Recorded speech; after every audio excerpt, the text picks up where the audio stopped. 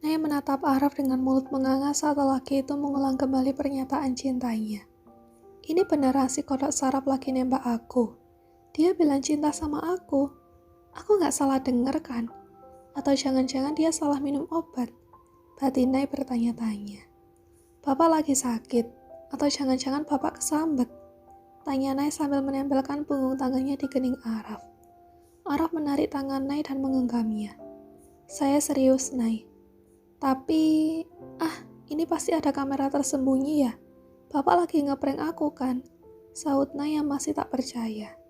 Dia bahkan melihat ke segala arah untuk mencari jangan-jangan Araf memang sudah menyiapkan kamera tersembunyi. Apa perlu saya berlutut biar kamu percaya? Bapak ngapain? Jangan aneh-aneh deh, Pak. Cegat Naya saat Araf hendak berlutut di hadapannya. Terus saya harus gimana biar kamu percaya sama saya? Tanya Araf putus asa. Aku jadi istri saya lagi ya, Nay. Jangan marah lagi. Udahan breaknya. Pinta Araf sekali lagi. Nay pura-pura berpikir sejenak sebelum akhirnya mengangguk. Iya Pak, jawab Nay gugup. Sontak saja Araf langsung memeluk erat istrinya itu saking senangnya. Makasih banyak ya sayang. Makasih karena udah mau kasih kesempatan kedua buat saya. Tapi Bapak gak boleh deket-deket sama cewek lain. Apalagi sampai selingkuh dari aku, ucap Nay setelah melepas pelukan Araf. Araf menatap lekat mata Nay sambil menyunggingkan senyum. Kenapa bapak senyum-senyum gitu? Tanya Nay curiga. Kamu tenang aja, cuma Naysila yang ada di sini. Enggak perlu cemburu sama wanita manapun di dunia ini, ucap Araf sembari menunjuk dadanya. Ih, siapa yang cemburu? Beda sekali Anda, cibir Nay dengan bibir menjepit. Terus yang barusan itu apa? Itu kan bapak yang suruh. Bapak lupa apa kalau suruh aku buat cemburu sama bapak karena aku itu istrinya bapak. Berarti kamu ngaku kalau kamu cemburu misalnya saya dideketin perempuan lain? Tanya Araf yang masih tersenyum lebar. Nay mendelik dan memukul dada bidang suaminya itu. Bapak nyebelin banget sih.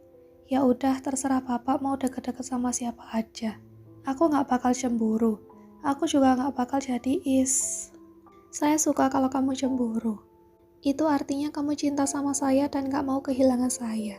Potong Araf cepat. Mendengar itu, Nay langsung menundukkan kepalanya. Pipinya mendadak panas dan pasti sudah merona merah. Pak Araf benar, aku juga suka sama bapak, ucap Nay.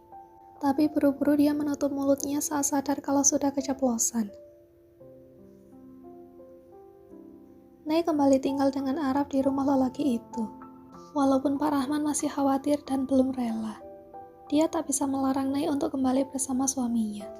Lagi pula selama ini Araf sudah menunjukkan keseriusannya dengan membiarkan Nay menyelesaikan pendidikan tanpa lepas tanggung jawab memberi nafkah untuk Nay. Araf juga sudah berjanji akan mengizinkan Nay untuk melanjutkan kuliah dan membiayai kuliah Nay. Bahkan jika Nay berencana kuliah di luar negeri. Kamu mau kemana? Tanya Araf saat Nay main nyelonong saja. Aku mau ke kamarku, Pak. Jawab Nay sambil menunjuk ke arah kamar yang biasa ditempatinya. Kamar kamu udah gak di situ lagi, Nay. Terus aku tidur di mana kalau gak di situ? Jangan bilang bapak mau menyuruh aku tidur di gudang. Emang bapak pikir aku ini Cinderella apa pakai disuruh tidur di gudang segala? Cinderella aja dari tidur di gudang jadi tinggal di istana habis nikah. Ya gila aja kalau aku udah nikah malah disuruh tidur di gudang. Turun derajat dong ini namanya. Nay mencak-mencak karena berpikir Araf ngelarang tidur di kamar karena lelaki itu ingin menghukum Nay sebab kemarin Nay minta break. Araf tersenyum sambil galeng-galeng melihat Nay yang sedang ngedumel dengan wajah cemberut. Mana mungkin saya nyuruh kamu tidur di gudang, ucap Araf sambil mencubit gemas pipi Nay. Terus di mana dong? Dulu katanya kamar tamu yang ada di bawah gak boleh ditempatin. Jadi udah pasti aku gak bakal disuruh pindah ke sana. Kamu bakal tidur di kamar saya. Oh, tidur di kamar bapak, jawab Nay sambil manggut-manggut. Tapi sedetik kemudian dia terbelalak menatap Araf. Aku tidur di kamar bapak? Iya, kamu tidur di kamar saya. Terus bapak tidur di mana? Araf mendengus sebal. Dia yakin kalau Nay sedang dalam mode tulalit. Memang di mana lagi Araf bakal tidur di teras. Jelas saja dia akan tidur di kamarnya sendiri. Kamu tidur di kamar saya juga tidur di kamar saya. Kamar ini bakal jadi kamar kita sekarang. Kita bakal bobok bareng, gak bisa kamar lagi. Jelas Araf panjang lebar. Gelek, Nay menelan ludah susah payah. Mendengar kata bobok bareng otaknya mendadak traveling. Tentu dia masih ingat bobok bareng seperti apa saat terakhir dia tidur bersama Araf. Dan karena sudah lama tidak melakukannya, Nay jadi panas dingin sendiri. Pengen buru-buru bobok bareng lagi. Kenapa? Kamu keberatan? Apa mau tidur di kamar terpisah aja? Tanya Araf hati-hati. Takut Nay masih belum nyaman bersamanya. Tapi dengan cepat Nay menggeleng. Enggak kok pak, aku gak keberatan. Kan aku gak disuruh gendong bapak. Kenapa harus sampai keberatan segala? Araf tersenyum. Jadi gak apa-apa kalau kita tidur sekamar? Tanya Araf memastikan. Nay buru-buru mengangguk. Takut Araf berubah pikiran. Karena sudah mendapat persetujuan dari Nay, Araf lalu mengajak istrinya itu untuk masuk. Semua pakaian Nay sudah dipindahkan ke walk-in closet di kamarnya. Karena memang waktu itu Nay hanya kembali ke rumah ini untuk mengambil seragam dan juga keperluan sekolah saja. Sementara pakaian, tas, sepatu, dan barang-barang lainnya dibiarkan begitu saja oleh Nay. Seolah takut jika membawa barang-barang itu ikut serta ke rumah orang tuanya nanti kenangan dengan Araf juga banyak yang ikut terbawa. Nay, boleh saya minta sesuatu? Ucap Araf saat mereka sudah duduk di pinggir ranjang. Minta apa, Pak? Nay menatap horor suaminya. Baru juga masuk kamar dan duduk di kasur. Araf sudah main minta-minta saja. Jangan panggil saya dengan sebutan Pak lagi. Hah? Apa? Kenapa? Gimana? Tanya Nay heboh karena permintaan Araf tak seperti yang ada di pikirannya. Saya ini kan bukan guru kamu lagi. Udah naik pangkat jadi suami. Masa kamu masih panggil saya dengan sebutan Pak? Nanti kalau kita jalan bareng, orang-orang malah ngiranya kita bukan suami istri, tapi bapak anak, jelas Araf. Nay langsung nyengir kuda sambil menggaruk kepalanya. Terus aku harus panggil apa dong? Ya terserah kamu. Om, peletak. Araf menyantil kening Nay. Bisa-bisanya Nay mengganti panggilan Pak jadi Om. Kamu pikir saya udah setua itu untuk dipanggil Om? Protes Araf. Nay langsung mencepikan bibirnya sambil mengusap keningnya. Tadi katanya terserah, kalau gitu bapak aja deh yang nentuin. Nanti kalau aku yang sebutin malah salah lagi. Cek, kamu benar-benar gak ada romantis-romantisnya ya? Dipanggil kakek mau? Tanya Nay yang malah sengaja menggoda Araf. Tentu saja Araf langsung menghadiahinya dengan pelototan. Tuh kan pasti protes lagi, jadi mending bapak aja yang tentuin. Seru Nay. Panggil Hani boleh, sayang boleh, Habi juga boleh. Jawab Araf setengah berpikir. Nay cekikikan mendengarnya. Entah kenapa panggilan seperti itu terasa tak pas untuk si kanebo kering Araf. Walau kadang Araf ada manis-manisnya. Tetap saja saat mencoba untuk memanggil Araf dengan salah satu kata yang disebutkan oleh lelaki itu, Nay malah geli sendiri. Ganti yang lain aja deh pak, pinta Nay sambil menahan tawanya. Kenapa memangnya? Tanya Araf curiga saat melihat ekspresi Nay. Gak apa-apa. Aneh aja manggil kayak gitu buat bapak yang kaku kayak kanebo kering. Hehehe. Araf mengembuskan nafas. Baru juga mau belajar romantis. Malah sudah diulti duluan oleh istrinya yang masih bocil ini. Panggil mas aja kalau gitu. Putus Araf yang langsung diangguki oleh Nay. Mas Araf. Iya, udah cocok kan? Sahut Araf yang ketara sekali masih bete. Mas Araf. Panggil Nay sambil tersenyum lebar. Iya, jawab Araf malas. Mas Araf, panggil Nay sekali lagi. Mas sayang. Araf langsung menoleh dan cup. Nay mendaratkan kecupan di pipi lelaki itu sebelum akhirnya kabur dari kamar. Membuat Araf yang sempat melongo karena kaget langsung tersenyum lebar. Dasar gadis nakal, gumamnya. Hubungan Araf dan Nay sudah mengalami banyak kemajuan dalam 1 bulan ini. Araf juga sudah membicarakan soal kepindahannya untuk bekerja di kantor cabang yang ada di Bandung. Sekalian mengurusi bisnis miliknya sendiri. Lagi pula tak mungkin dia sering-sering LDR-an dengan Nay jika tetap mengurus perusahaan pusat di Semarang. Karena Nay akan berkuliah di ITB. Walaupun hubungan mereka sudah jauh lebih baik, anehnya Nay tak mau saat Araf mengajaknya untuk bulan madu. Bukan karena Nay hendak fokus mengurusi perkuliahannya. Tapi karena istrinya itu takut jika pulang dari bulan madu nanti mereka akan mengalami masalah seperti sebelumnya. Araf sendiri tak mau memaksa, Tanpa embel-embel bulan madu pun dia masih bisa mengajak Nay untuk berlibur di tempat-tempat wisata yang ada di Indonesia. Selain itu tak perlu menunggu waktu khusus juga. Dia tetap bisa mendapat jatah dari Nay. Bahkan dia bisa main sampai beronde-ronde tanpa khawatir jika Nay hamil. Karena gadis itu juga sudah lulus sekolah. Lagian tak ada larangan untuk perempuan hamil berkuliah. Kamu lagi sakit ya sayang? Muka kamu pucat banget, tanya Araf khawatir. Pakai nanya lagi. Mas yang bikin aku kurang tidur dan dehidrasi gini, saut Nay sambil mencepik. Araf terkekeh. Dia memang kadang suka lupa diri jika sudah berada di dekat sang istri. Rasanya memang tak pernah cukup jika sekali. Maaf ya, habisnya kamu nagih banget sih.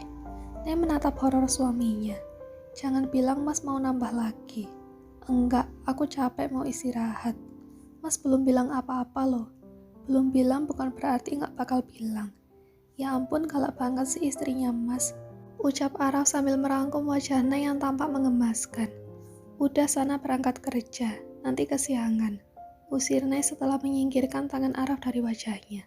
Kita ke dokter aja ya, Mas takut kamu kenapa-napa. Ajak Araf yang masih tak tenang meninggalkan Nay yang sedang kurang sehat seperti ini. Nggak usah, dipakai tidur seharian juga pasti badanku enakan lagi kok. Tapi kalau kamu kenapa-napa gimana? Kalau Mas gak kerja, yang ada aku bakal kenapa-napa. Jadi Mas mending pergi kerja sekarang. Jadi Mas diusir nih? Tanya Araf dengan mata mengerjap-ngerjap. Membuat Nay gemas dan ingin menyosor suaminya ini.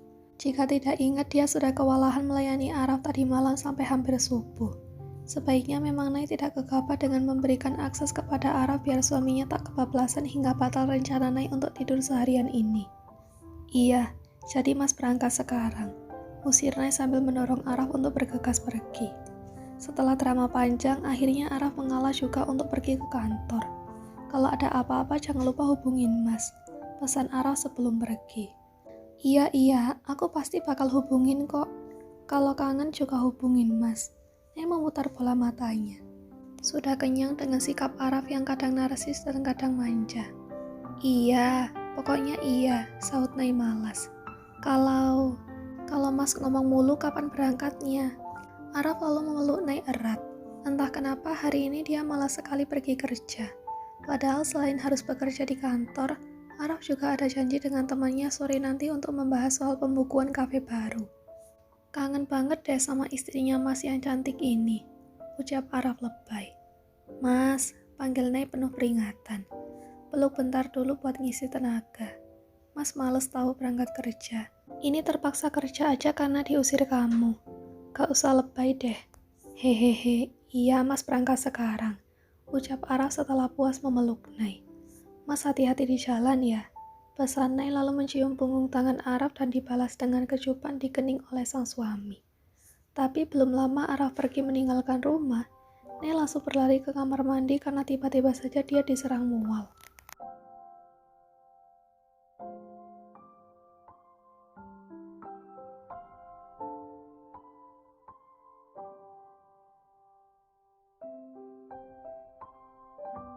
Nay tersenyum senang melihat tespek yang kini ada di tangannya. Garis 2 biru. Aku hamil. Beneran hamil kan? Tanya Nay dengan senyum lebar. Nay menatap perutnya dan mengusapnya lembut. Dia masih tak percaya dengan apa yang terjadi saat ini. Semula Nay kira dia hanya masuk angin atau kena sakit mah saja. Tapi saat tadi iseng berselancar di Instagram, tiba-tiba saja dia menemukan postingan yang membahas soal kehamilan. Sehingga entah kenapa Nay malah berpikir ke arah sana. Makanya dia pergi ke apotek terdekat untuk membeli 3 alat tes kehamilan. Dan siapa sangka kalau 3-tiganya menunjukkan garis 2 biru. Dari yang Nay baca di internet, jika alat tes kehamilan menunjukkan garis 2 biru, itu artinya kita sedang hamil. Dan saat Nay pikir-pikir, memang tamu bulanannya harusnya sudah datang 2 minggu lalu. Tapi belakangan ini hubungannya dengan Araf malah lancar-lancar saja tanpa ada lampu merah. Malah hampir tiap hari mereka melakukannya. Ya Allah, gak nyangka banget kalau aku hamil. Berarti aku bakalan jadi seorang ibu dong. Oh my god, berasa kayak mimpi deh. Nay masih histeris mendapati kejutan ini. Dia lalu mencubit pipinya. Sakit, berarti bukan mimpi. ucap Nay saat merasakan kedua pipinya terasa perih. Selamat datang baby kodok, ibu sayang banget sama kamu. Sapa Nay sambil mengelus perutnya, menyapa calon anaknya. Nay lalu berlari menuju ranjang tempat dia menaruh ponselnya tadi. Jemarinya dengan lincah mencari kontak Araf. Dia ingin segera menyampaikan kabar gembira ini kepada sang suami. Tapi baru juga menekan ikon gagang telepon, Nay mulai berubah pikiran. Kayaknya bagusan dijadiin kejutan aja deh. Jangan dikasih tahu sekarang, batin Nay. Sayangnya saat hendak mematikan telepon, panggilan tersebut sudah tersambung. Halo sayang, sapa Araf di seberang sana. Halo, jawab Nay gugup. Kenapa? Tanya Araf khawatir. Aku udah sembuh. Hah?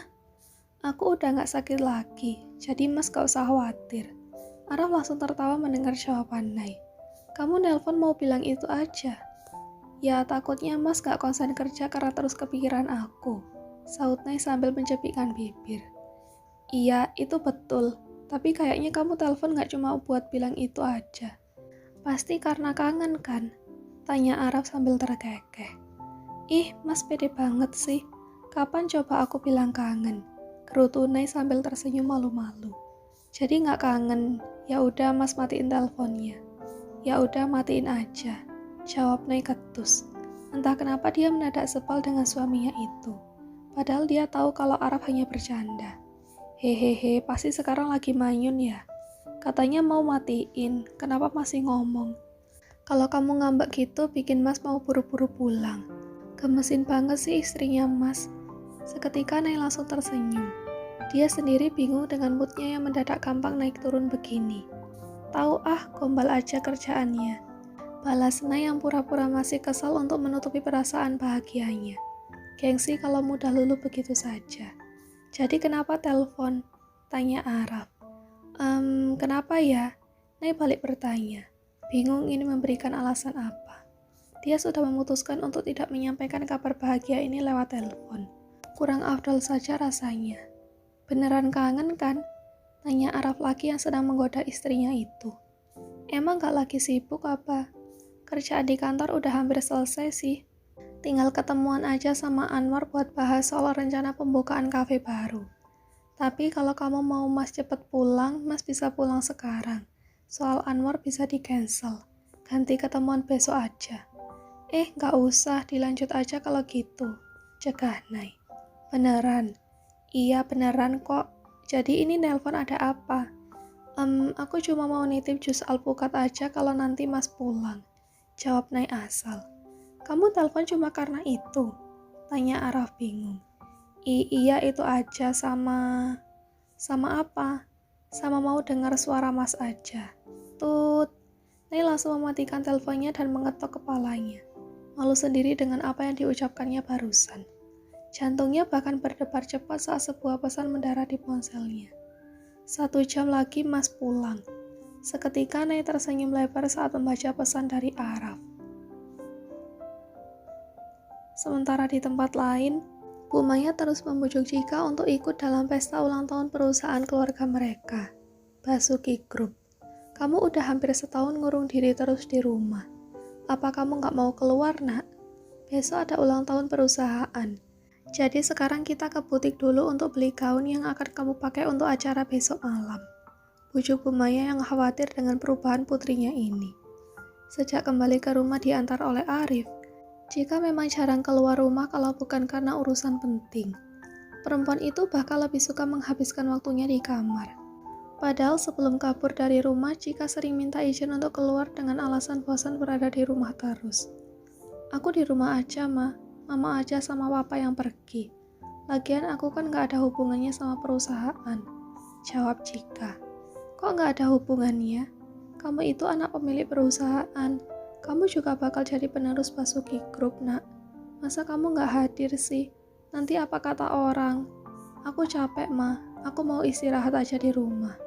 Kamu masih marah soal kejadian waktu itu? Tebak Bu Maya. Cika menghembuskan nafas dan memalingkan wajahnya dari sang ibu. Jujur saja dia memang masih marah kepada ayah dan ibunya. Karena kejadian di mana Pak Harun melaporkan Arif kepada pihak yang berwajib atas tuduhan penculikan. Saat Cika menjelaskan kalau Arif yang menolongnya, ayahnya sama sekali tak percaya. Cika bahkan harus memohon-mohon kepada orang tuanya agar mencabut tuntutan itu. Sampai Cika mengaku kalau dia sengaja kabur dari rumah karena marah kepada orang tuanya, yang sengaja menutupi soal masa lalu Cika dan memanfaatkan Arif dengan mengaku jika dia hilang ingatan. Kami gak menutupi apapun. Bukankah kami sudah menceritakan semua yang terjadi sebelum kamu kecelakaan? Ucap Pak Harun. Tapi tentu saja Cika tak percaya. Orang tuanya memang sudah menceritakan semua. Hanya saja Cika yakin kalau masih ada yang ditutup-tutupi darinya. Dan itu tentang lelaki yang mungkin saja pernah menjadi kekasih Cika. Kalau gitu lepasin Kang Arif, Pak. Dia sama sekali gak bersalah. Minta Cika. Jelas dia salah. Harusnya dia membantu mencari tahu soal keluarga kamu dan memulangkan kamu. Tapi apa? Dia gak pernah sekalipun melakukan itu kan? Dia malah sengaja membiarkan kamu tinggal di rumahnya. Dan kalian hanya tinggal berdua. Siapa yang tahu apa yang sudah dia lakukan sama kamu selama ini? Papa nuduh Cika berzina ya? Papa gak nuduh kamu. Papa hanya gak suka laki-laki itu manfaatin kesempatan. Kesempatan apa sih, Pa? Kan Cika udah bilang kalau Cika yang bohongin Kang Arif. Dia sama sekali gak tahu apa-apa. Malah selama ini Kang Arif yang udah ngerawat Cika dengan baik dan gak pernah sekalipun dia bertindak kurang ajar sama Cika. Kamu itu masih terlalu polos, Cika. Kamu yakin kalau dia gak tahu apa-apa? Gimana kalau ternyata dia udah nyari tahu siapa kamu dan sengaja dekatin kamu karena tahu kamu itu penerus Basuki Group? Atau bisa jadi dia itu orang suruhan rival bisnis papa yang diminta untuk celakain kamu? Cika mendengus kesal. Papanya terlalu berlebihan. Ini alasan kenapa dia menolak saat Arif menyuruhnya untuk pulang. Dan lihat sekarang, semuanya malah berantakan bakal lelaki itu harus jadi korban. Kalau papa gak mau lepasin Kang Arif, Cika gak akan mau lagi tinggal di... Kalau kamu berani macam-macam, laki-laki itu yang bakal menanggung akibatnya. Papa bakal bikin dia membusuk selamanya di penjara. Ancam Pak Harun. Sudah cukup dia hampir kehilangan anak sematawayangnya 1 kali. Dia tak akan membiarkan siapapun melukai Cika. Terlebih belum lama ini dia mendengar dari istrinya kalau ada kemungkinan Araf tinggal di Bandung. Jadi mungkin saja Arif ini merupakan orang suruhan keluarga Hermawan yang diminta untuk mendekati Cika. "Pa!" teriak Cika yang tak habis pikir dengan jalan pikiran sang ayah. "Kenapa? Kamu masih mau pergi dari rumah ini?" tantang Pak Harun. Cika mengembuskan nafas. Dia yakin tak akan bisa kabur dengan mudah seperti sebelumnya. Terlebih sekarang ayahnya sudah mengetatkan keamanan di rumah mereka. Bahkan para pembantu juga diminta untuk melaporkan semua kegiatan Cika. Cika bakal turutin semua permintaan papa. Tapi Cika mohon lepasin Kang Arif. Minta Cika dengan wajah putus asa. Dan setelah bernegosiasi dengan Alot, akhirnya Pak Harun mengabulkan juga permintaan sang putri untuk mencabut tuntutan yang dilayangkan kepada Arif. Karena itu juga Cika malas untuk keluar rumah. Dia tak mau membuat orang lain terlibat masalah karenanya. Bahkan Cika sampai tak punya muka untuk sekedar menghubungi Arif untuk meminta maaf apalagi pergi menemui lelaki itu. Mungkin saja Arif juga tak akan sudi untuk bertemu dengan Cika. "Cika, Papa dan Mama ngelakuin semua ini untuk kebaikan kamu. Kami cuma gak mau kamu kenapa-napa, Nak," ucap Maya sambil menggenggam tangan sang putri. "Ma, ini sama sekali gak ada hubungannya sama itu. Cika cuma lagi malas keluar aja. Belakangan ini Cika juga gampang capek. Jadi lebih suka istirahat di kamar daripada pergi-pergian," jawab Cika yang tak mau memperpanjang masalah. "Oke, kalau kamu gak mau pergi ke butik, nanti Mama yang suruh orang butik buat kesini bawain gaun buat kamu. Nanti kamu tinggal pilih mana gaun yang kamu suka." "Ma, gak usah berlebihan gitu. Cika udah bilang. Kamu tetap harus pergi ke pesta itu, Cika. Gak mungkin sebagai penerus Basuki Group kamu gak datang ke sana," tegas Bu Maya. "Oke, Cika bakal datang. Dan Cika bakal pergi ke butik bareng Mama. Jadi gak usah suruh-suruh mereka bawa-bawa gaun ke sini segala," putus Cika akhirnya. Dalam perjalanan menuju butik, Cika terus mengabaikan sang ibu yang sibuk berceloteh soal pesta ulang tahun perusahaan. Cika tak begitu menyimak apa yang diucapkan Bu Maya karena tak terlalu tertarik. Apalagi tadi ibunya sempat menyinggung kalau dia akan memperkenalkan Cika dengan anak rekan bisnis ayahnya. Makin malas saja Cika mendengarnya. Pak Sutomo bilang dia ingin memperkenalkan anak laki-lakinya yang baru menyelesaikan S2 di London sama kamu. Kata teman-teman arisan mama, anaknya Pak Sutomo itu ganteng banget. Mukanya blasteran karena memang kakek dari pihak ibunya asli orang Prancis. Mama rasa gak ada salahnya kamu kenalan sama anak laki-lakinya Pak Sutomo, ucap Bu Maya antusias. Cika sudah lupa ini laki-laki keberapa yang disebutkan ibunya sepanjang perjalanan mereka menuju butik. Pandangannya sejak tadi sibuk menatap keluar mobil seolah pemandangan di luar lebih menarik minatnya dibandingkan harus mendengarkan ucapan sang ibu. Sampai kemudian mata Cika menatap sosok yang tak begitu asing untuknya keluar dari sebuah kafe. Pak, stop pak. Buru-buru Cika meminta Pak sopir untuk segera berhenti.